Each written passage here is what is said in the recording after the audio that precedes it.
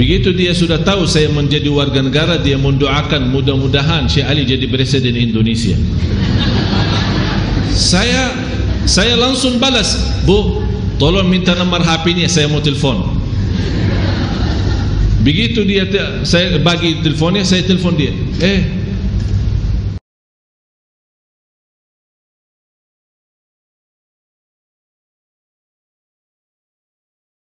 Jangan mainkan agama. Tak ada di dalam agama dapat satu amalan, barang siapa yang sebarkan sekian akan dapat berita bagus, akan terhindar dari musibah. Tak ada di dalam agama seperti itu.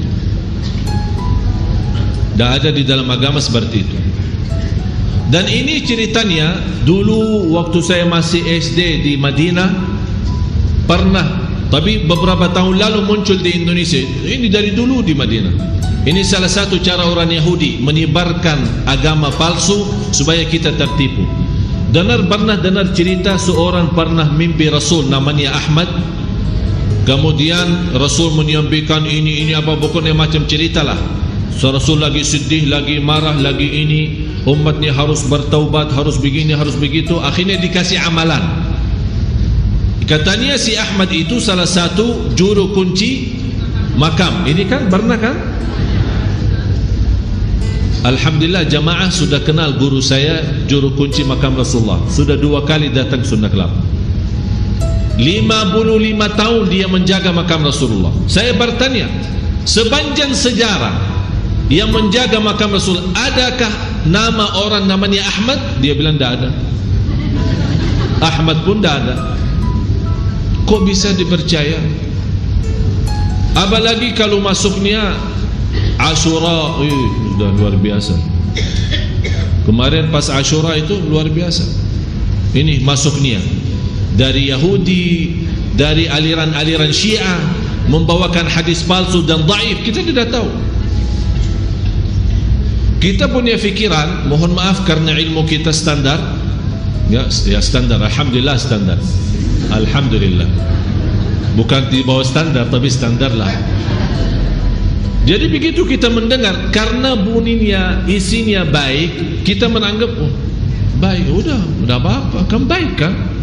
Belum tentu jamaah sekalian, hati-hati. Bisa bentuknya baik, tapi cara kita membagikan dan mensebarkan tidak baik, menjadi dosa. Oleh karena itu, apalagi hadis. Jadi saya tolong, salah satu kewajiban kita menjaga amanat adalah amanat agama. Setiap anda menerima hadis lewat SMS atau BB disuruh sebarkan, jangan dulu. Biarpun tertulis dalam hadis, itu di belakang rawahul Imamul Bukhari. Kita semua ahlus sunnah wal jamaah, kalau ada hadis riwayat Imam Bukhari sudah sahih, sudah jelas, tidak palsu, tidak ada sedikit pun syubhat, tidak ada keraguan. Tapi saya pernah menerima satu BB, orang bawa hadis riwayat Bukhari dan Muslim. Saya bertanya, kamu sendiri baca di dalam buku hadis Bukhari Muslim? Dia bilang, enggak Ustaz, saya terima aja. Terus habis terima, ya sebari. Hati-hati. Ini salah satu juga cara mereka, Syiah dan yang lain-lain, menyebarkan hadis yang terbawa nama Imam Bukhari, Muslim, yang kita tahu mereka hadisnya yang paling kuat dan sahih. Akhirnya kita mengikut dosa. Hati-hati. Ini salah satu amanat yang perlu, dan ini juga termasuk amanat ulama. Bagi ulama wajib menjelaskan. Karena mohon maaf, karena di Indonesia belum ada sistem. Saya sudah menyampaikan kepada pihak Kementerian Agama, saya sudah sampaikan Ketua DPR untuk dibicarakan soal ini. Ini tolong ada sistem kontrol baradai, apalagi yang ada di media. Ini pengaruhnya luar biasa, jutaan umat nonton. Tolong ada sistem, tidak boleh sembarangan. Harus kita tahu dari mana belajar dan apa sumber ilmu mereka. Jangan hanya begini-begini saja bicara. Akhirnya akibatnya apa? Tersebar banyak fitnah. Ini masalah besar. Waktu saya ke Brunei, 6 bulan dia proses untuk izin masuk negara Brunei. 6 bulan. Habis itu bertemu, diperiksa Majlis Ulama Brunei. Diperiksa, ini dari mana kamu? Ilmunya apa? Mazhabnya apa? Alirannya apa? Suka baca buku apa? Ini ulama di sana ditanya. Begitu sudah lulus, sudah tanya jawab, sudah alhamdulillah bisa mengatasi masalah ini, diizinkan, tapi belum boleh di masjid, belum boleh ceramah umum. Kita harus ini tes dulu. Dikasih majlis ta'lim di rumah pribadi orang, ya udah. Jadi yang datang pas saya ke Brunei 20 orang, 20, 10 orang, kadang 30. Saya bersabar menghadapi persoalan seperti ini sampai 9 bulan dalam kondisi seperti ini. Habis itu baru masuk ke masjid-masjid.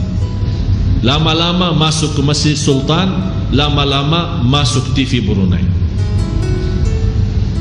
Sampai kata Pak Menteri di Brunei di sana, antum sudah tahu masuknya TV Brunei itu sudah ditandatangan oleh Sultan Brunei sendiri. Coba bayangin. Oleh karena itu di sana tidak ada macam apa namanya bebas aliran. Orang datang Ahmadiyah, Syiah, apa tidak ada. Katolik pun tidak sembarangan, tidak ada. Satu kali sudah, jangan ada perkembangan Katolik di sini, tidak ada. Ini negara Islam. Kamu punya agama, silahkan. Lakum dinukum waliy. Kita jaga, kita hormati, silahkan. Tapi tidak boleh anda membagikan buku Katolik, tidak boleh anda membagikan dakwahnya, tidak boleh anda menyebarkan, tidak boleh. Ini undang-undang negara seperti itu. Di sini malah mudah bangun gereja, susah bangun masjid. Salah satu musibah besar. Saya kemarin terima satu musibah. Ada seorang ibu mendoakan saya.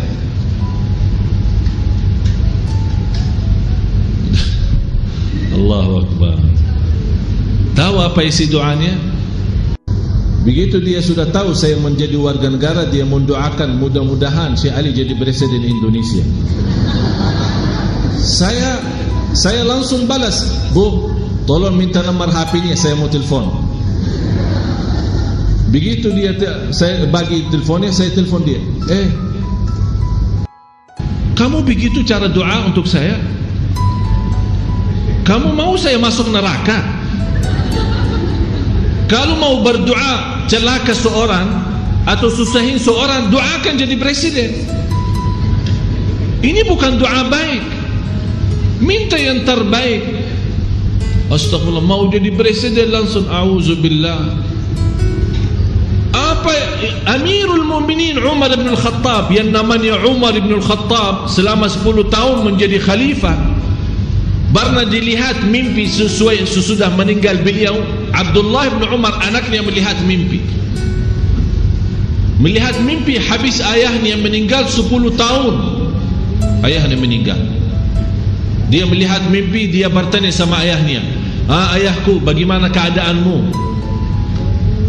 Apa dia jawab? Alhamdulillah, senang. Tapi begitu saya menjadi khalifah selama 10 tahun, sampai sekarang belum selesai hisab. Selama 10 tahun dikubur, ditanya soal pimpinannya. Padahal kalau kita baca dalam sejarah, Amirul Mukminin Umar khalifah yang paling adil. Sampai binatang pun tak berani serangi serigala serangi kambing atau tidak ada. Saking adil. Cuba bayangin. Doakan jadi berhasil. Tolong jaga amanat. Saya yakin insyaAllah di negara ini ada banyak yang lebih baik, dan ada banyak yang lebih takwa dan lebih tepat. Saya bukan ahlinya, dan insyaAllah tidak harap. Lebih baik mati daripada jadi mau masuk neraka gara-gara presiden. Berat, betul. Ini mohon maaf ya, sekarang saya sebagai da'i, demi Allah berat. Kita berdakwah aja sudah berat, apalagi mau memimpin satu negara yang isinya 250 juta.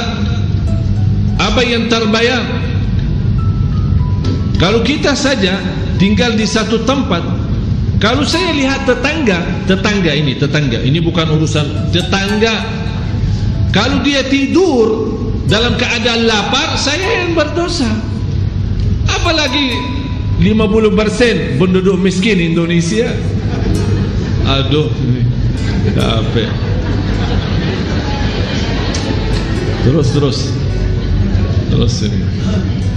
Tapi kita doakan, mudah-mudahan Allah hantarkan ke Indonesia pemimpin yang berduli, pemimpin yang betul-betul amanat. Inilah yang dimaksud amanat.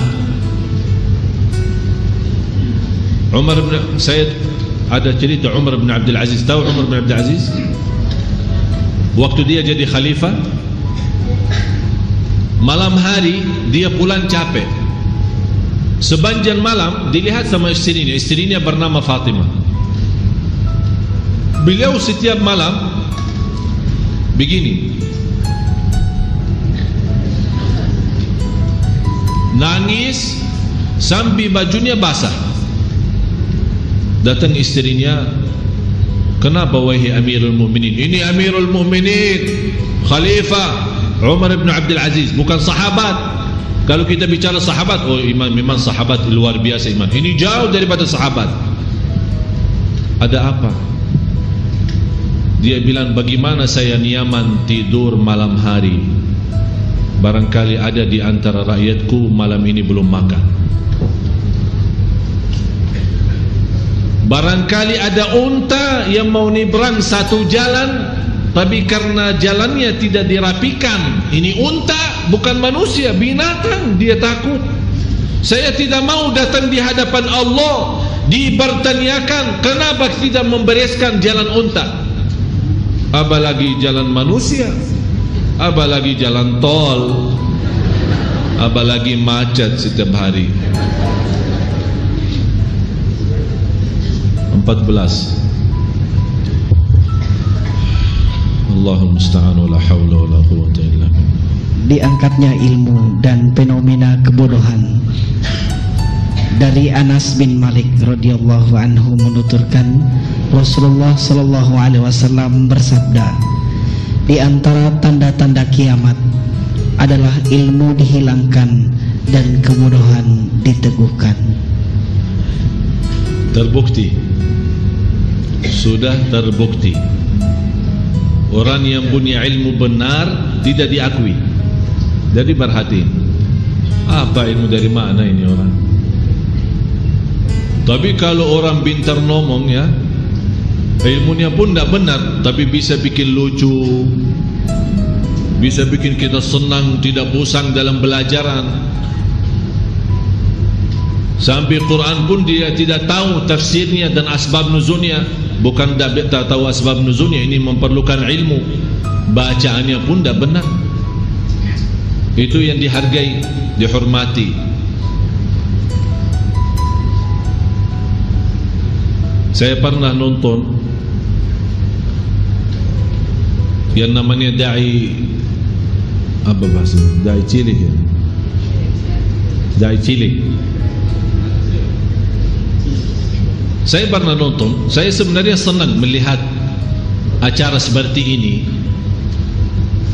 untuk memberikan motivasi buat anak kita untuk menjadi dai.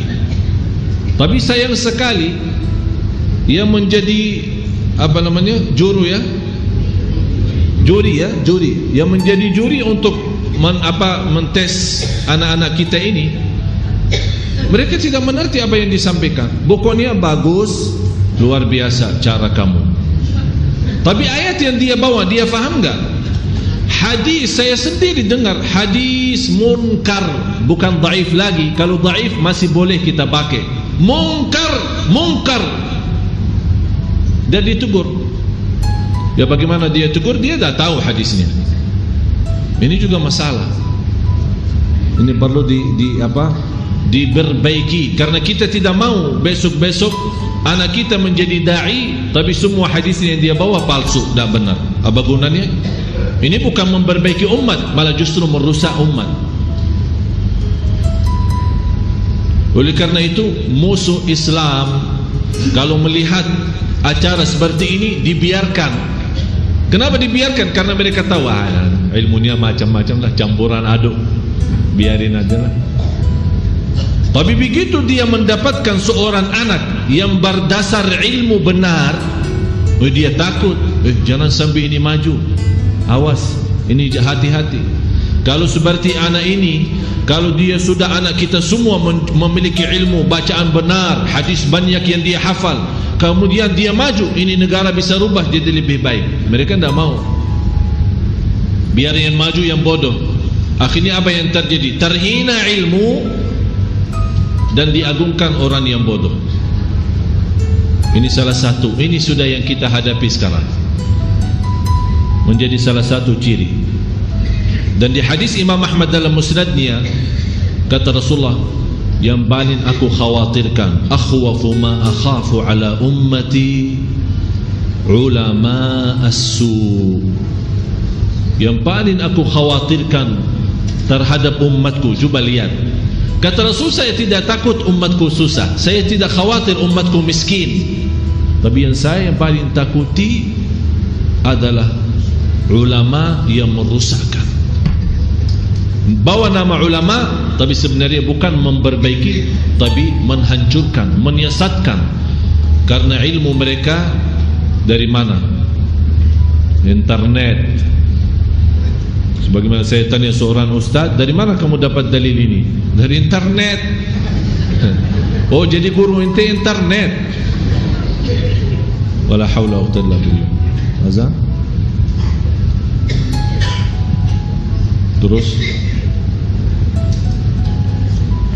coba, ini salah satu peristiwa yang diceritakan oleh Rasulullah. Kadang-kadang orang salah faham masalah ilmu. Bukan kehilangan ilmu dari muka bumi. Saya yakin Bapak Ibu mengertilah, istilahnya mengerti kewajibannya, mengerti soal salat 5 waktu. Tapi yang paling musibah, yang paling besar yang dihadapi oleh umat adalah meninggalnya ulama. Ulama yang benar. Kalau kita di Indonesia kan sering mendengar ulama-ulama kita dulu ya, Hamka dan ulama-ulama yang betul-betul memiliki sejarah dan perjuangan luar biasa. Inilah kehilangan ulama seperti mereka merugikan besar bagi umat. Tapi kalau ulama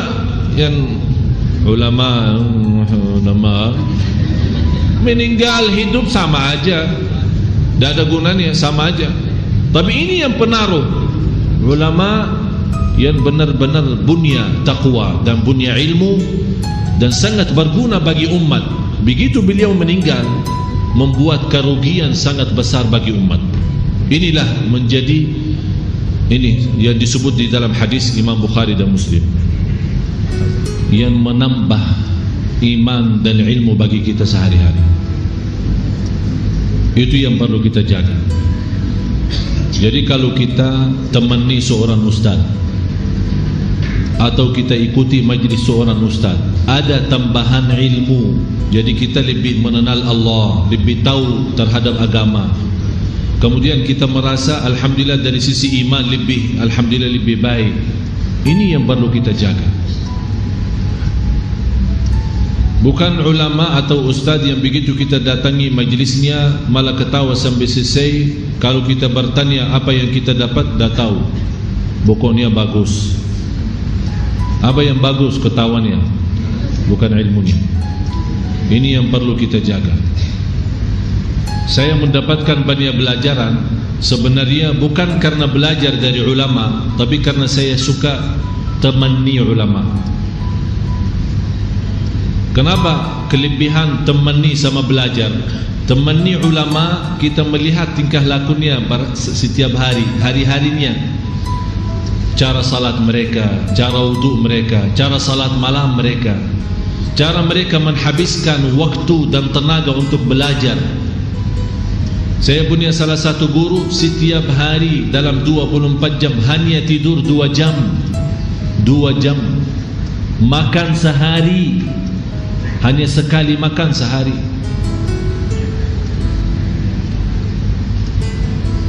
Dan kalau kita bicara dunia di majlis dia, marah dan usir kita.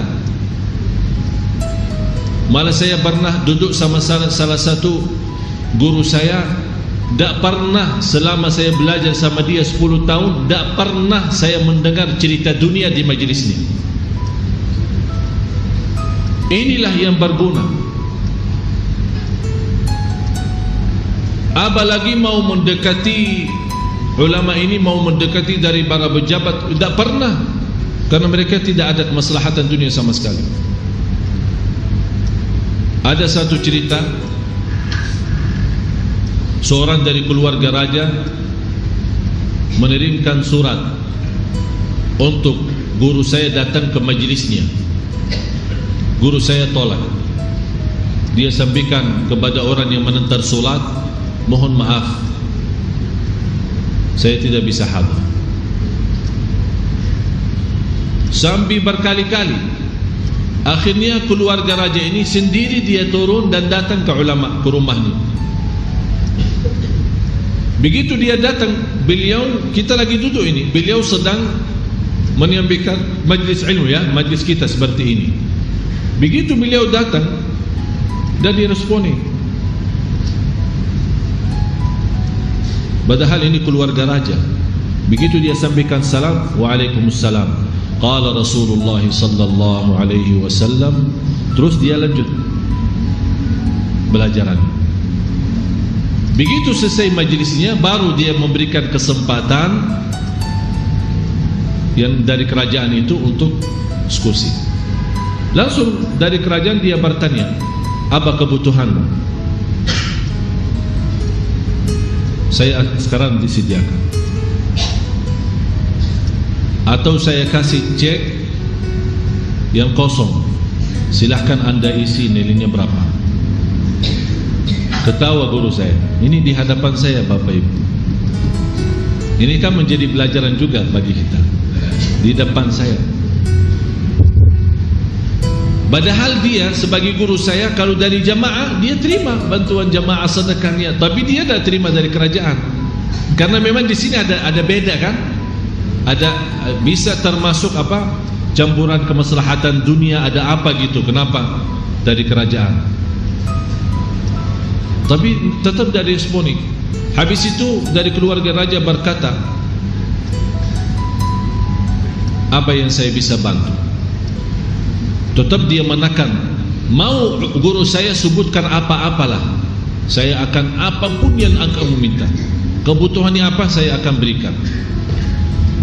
Habis guru saya tunduk kepala ke bawah, tidak lama angkat kepala lagi. Antum betul mau bantu saya? Ikhlas, betul, demi Allah ana mau bantu. Tak ada kemaslahatan. Begini saja, kalau antum benar-benar mau bantu anak, jangan datang lagi ke majlis ilmu anak. Siapa yang berani seperti itu?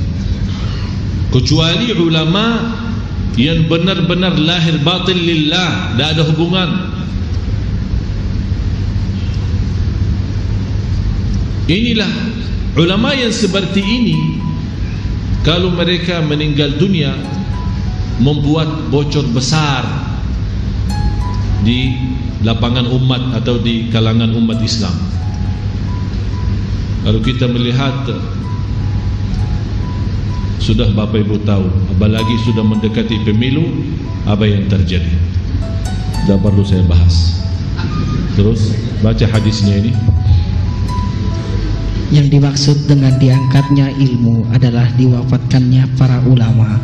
Sebagian riwayat dalam hadis Abdullah bin Amr bin As radhiyallahu anhuma bertutur, aku mendengar Rasulullah sallallahu alaihi wasallam bersabda, sesungguhnya Allah tidak mencabut ilmu langsung dari para hamba, tetapi mencabut ilmu dengan mewafatkan para ulama. Jadi Allah tidak mengangkat ilmunya, tapi meninggalnya ulama itu sudah namanya kehilangan ilmu yang kita butuhkan. Terus, sehingga ketika tidak tersisa lagi seorang alim, maka manusia akan menjadi orang-orang bodoh sebagai pemimpin. Lalu mereka ditanya, kemudian mereka akan memberikan fatwa tanpa ilmu, maka mereka sesat lagi menyesatkan orang lain. Jadi Hadis riwayat. bukan hanya mereka sesat sendiri karena dia sudah menjadi seorang ustaz tambah ilmu padahal dia sendiri bodoh. Ini bukan hanya dia sendiri sesat, malah dia mengakibatkan menyesatkan orang lain. Inilah subhanallah apa yang diceritakan oleh Rasul di hadis ini. Sepertinya seolah-olah Rasul ada sekarang sama kita. Ini betul persis yang tergambar. Oleh karena itu saya ulangi lagi, Bapak Ibu, belajar ilmu yang benar dari sumber yang benar. Walaupun saya, mohon maaf, walaupun saya dari Madinah dianggap apa-apa, saya terima kasih dihormati, terima kasih diagungkan, terima kasih disayangi dan dicintai, terima kasih banyak. Semoga Allah balas. Tapi kalau saya menyampaikan sesuatu yang tidak sesuai Quran dan Sunnah, saya mohon ditolak. Karena saya manusia, bukan ulama yang maksum. Apalagi belum sampai kepada lingkungan ulama, saya masih di bawah sekali. Sama-sama kita belajar. Oleh karena itu salah satu perjuangan kami lewat yayasan ini. Kenapa saya bilang Yayasan Syekh Ali Jabir? Biar ini ceritanya, biar Bapak Ibu tahu, Yayasan Syekh Ali Jabir sebenarnya bukan nama saya. Ini kan dikenal di Indonesia nama saya Ali Jabir kan? Tapi yang saya bawa di sini bukan nama saya, nama paman saya, Imam Besar Masjidil Haram almarhum. Salah satu yang menjadi saya menghafal Al-Quran dan saya berjuang untuk Al-Quran ini beliau. Sudah cukup lama jadi imam besar di Masjidil Haram, dan beliau begitu meninggal dunia, semua guru beliau yang saya sempat belajar dengan mereka merubahkan nama saya dari Ali Saleh menjadi Ali Jabir. Kenapa? Karena mereka mengharap karena satu keluarga, mudah-mudahan Ali Jabir yang kecil ini bisa menjadi seperti Ali Jabir yang besar. Itulah salah satu perjuangan. Jadi yayasan ini tujuannya karena paman saya almarhum, salah satu perjuangan yang menyebarkan kebenaran. Sampai beliau waktu itu selama di Masjidil Haram sampai ke Amerika dakwahnya, ke Kanada dan yang lain-lain. Itulah yang saya teruskan, mendatangkan, Allah Maha tahu apa yang kita hadapi. Sampai kita mendatangkan ustaz, ulama, dan insyaAllah salah satu program kami untuk bulan Ramadan bukan hanya untuk Sunda Kelapa saja, insyaAllah untuk banyak masjid. Sesuai kemampuan kita akan kita mendatangkan imam untuk memimpin jamaah masjid masing-masing tarawih. Karena tujuan kami kalau setiap kita mendatangkan imam dari Madinah menimami jamaah, banyak manfaat. Di luar jamaah mendapatkan berkahnya, yang kedua mereka bisa belajar dari bacaan imam, dan bisa juga mentugaskan imam itu mengajar jamaah di masjid tersebut. Ini salah satu program kami ke depan. Jadi bukan hanya Sunda Kelapa, dan insyaAllah untuk Sunda Kelapa sudah saya janjikan ke Baaksa, insyaAllah bulan Ramadan yang akan datang saya bawakan tamu istimewa khusus, belum pernah ke sini. Dan mudah-mudahan beliau berkenan bisa 1 bulan. Tapi subhanallah kalau kita dengar suara beliau, orang yang salat di belakang tidak melihat muka beliau pasti berkata, demi Allah ini Syekh Sudes.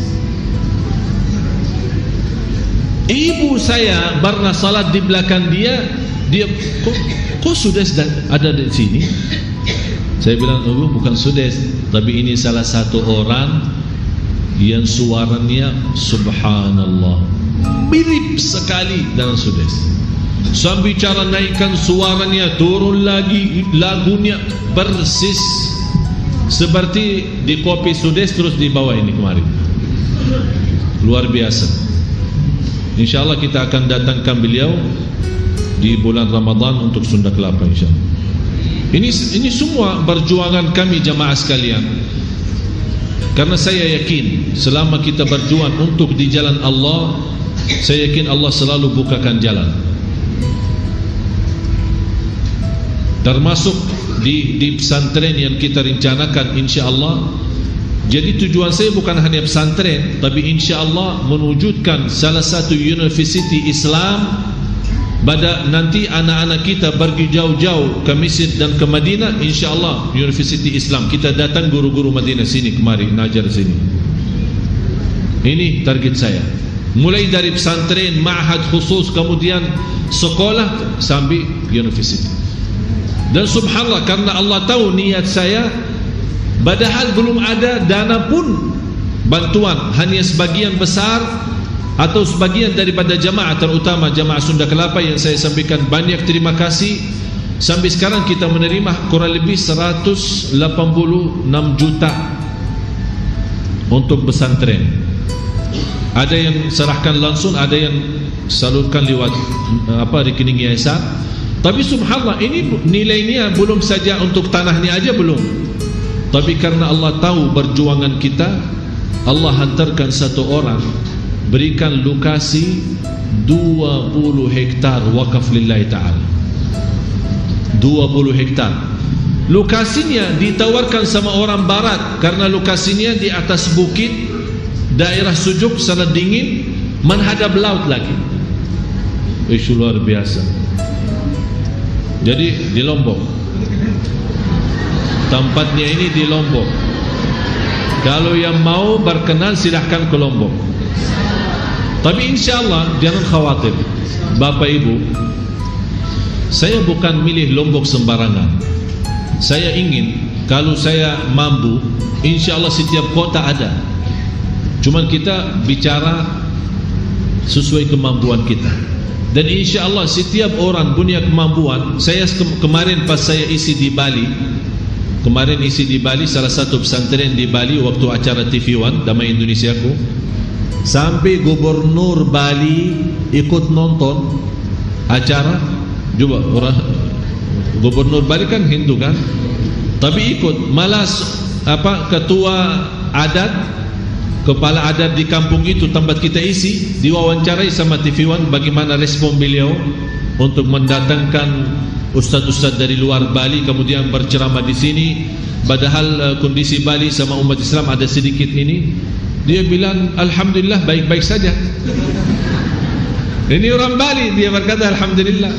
Ini merupakan ini. Sampai di saat itu habis saya selesai acara di Bali, ada orang datang dari jamaah Bali di sana, orang Islam, menawarkan tanah yang ada di sana 2 hektar. Tolong Syekh, kalau berkenan silakan, ini tanah saya wakafkan. Saya sebenarnya mau terima dan juga takut terima.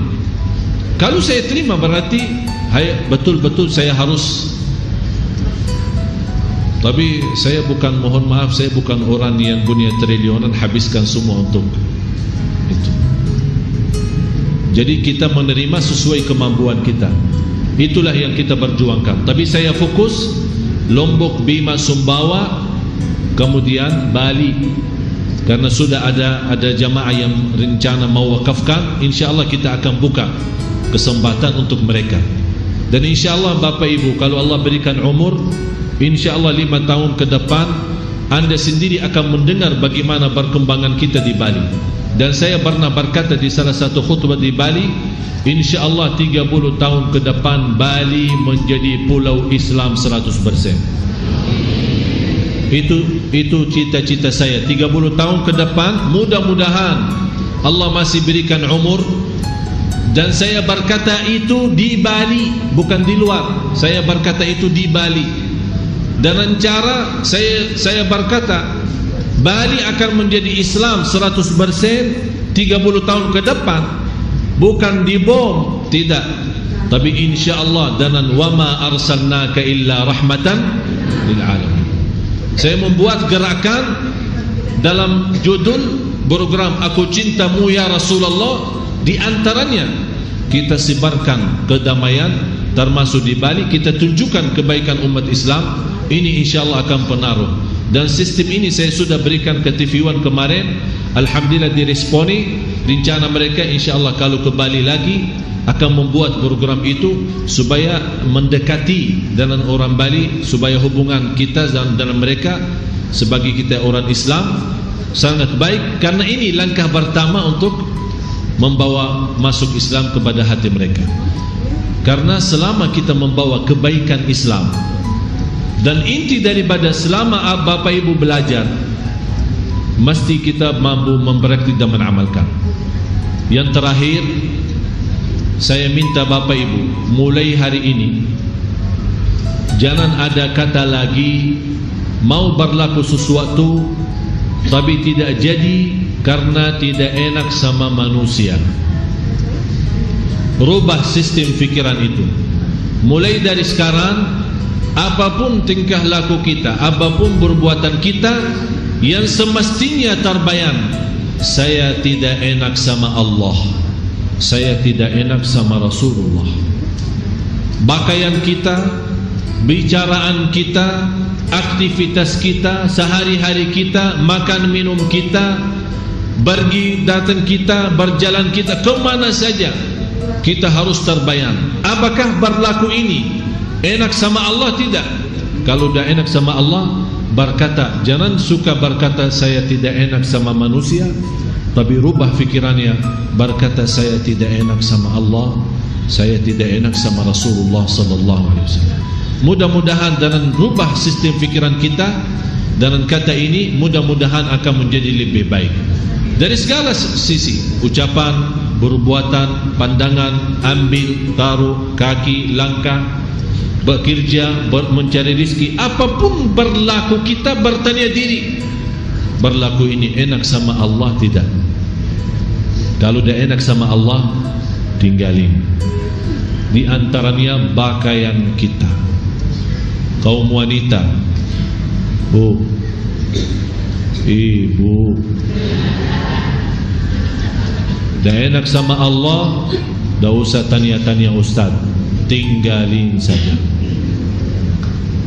Anda merasa dah apa-apa sama Allah, ya udah terserah, tanggung jawab sendiri. Dah usah pusing bingung mencari ustaz, ini apakah boleh, ini apa enggak. Saya udah kalau ada rasa bingung, ada rasa tidak nyaman, ini subhanallah, Allah ciptakan manusia dengan fitrah kan. Jadi fitrah sesuai kebenaran. Kalau ada gusukan dalam hati, tinggalin aja, karena ini tidak benar. Itu sudah sunnatullah, Allah mengaturkan seperti itu. Kalau ada hal-hal,